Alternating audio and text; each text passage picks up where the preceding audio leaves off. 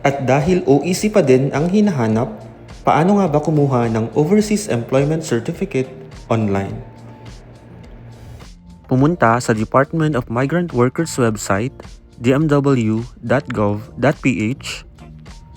Hanapin ang BM Processing Balik Manggagawa at pindutin ito. Pindutin ang Let's Go sa may e-registration, mag-login, ilagay ang email address,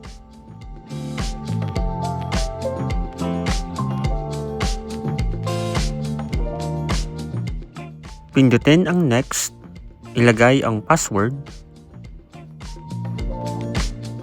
at pindutin ang Login.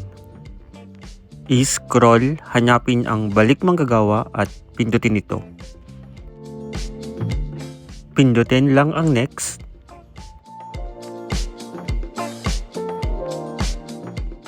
Ilagay ang petsa ng flight pabalik sa bansang pinagtatrabahuan at pindutin ang Next.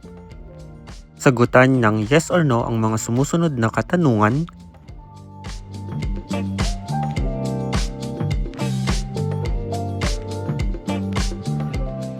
Pindutin ang View OEC para ma-generate ang iyong Overseas Employment Certificate o OEC.